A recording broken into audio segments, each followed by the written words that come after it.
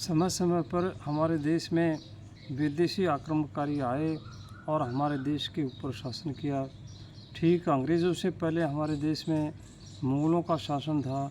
मुग़लों में सबसे पहले बाबर आया था। बाबर सन 1526 में आया था और एक मुग़ल साम्राज्य की स्थापना उसने की थी।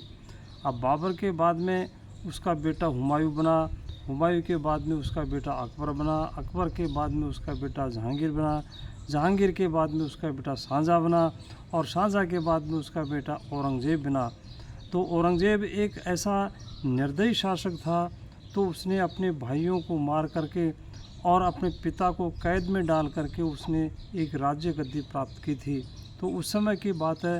अब राजगद्दी प्राप्त करने के बाद में इधर सिखों के 10वें गुरु गोविंद सिंह थे। उनके गुरु गोविंद सिंह ने जो है वो इस्लाम धर्म कबूल नहीं किया था, इसलिए जो है उसने औरंगज़ेब ने जो है उनके दोनों बच्चों को गिरफ़्तार कर लिया था। 2 बच्चे थे, छोटे बच्चे थे, उसकी 9 साल और 7 साल उम्र थी। उसका नाम था जोरावर सिंह, फतेह सिंह, दोनों बच्चों के नाम थे। और दोनों बच्चों को उसने अरेस्ट कर लिया और अरेस्ट करने के बाद में और उनको जिंदों को ही दीवार में चुनवा दिया था। इतना निर्दयी शासक था वो। तो जिंदों को दीवार में चुनने के बाद में चारों तरफ से इस तरह से हाहाकार मच गया था। और हाहाकार मचने के बाद में इस तरह से जो है वो तो अमर हो गए। उन्होंने अपने धर्म की रक्षा करने के लिए अपने प्राणों को त्याग दिया और प्राणों को त्यागने के बाद में वो अमर रहेंगे। जब तक सृष्टि रहेगी तब तक उनका नाम रहेगा। इस तरह से औरंगज़ेब भी इतना निर्दयी था। इतना होते हुए भी उसने जो है 10वें गुरु जो थे गुरु गोविंद सिंह ने उन्हें इतना ही कहा था कि एक मुग़ल साम्राज्य के पतन के कारण है इस तरह से ये।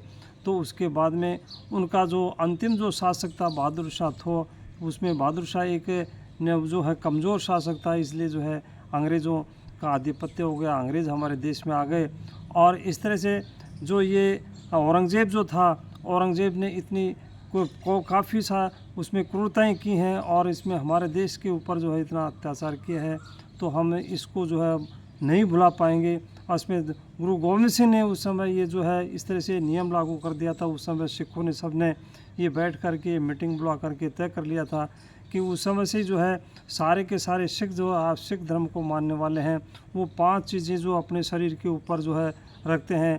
जैसे इसमें केस है, कंघा है, कड़ा है, कच्छा है, ये इसमें 5 चीज़ें जो है अपने शरीर पर धारण करते हैं वो।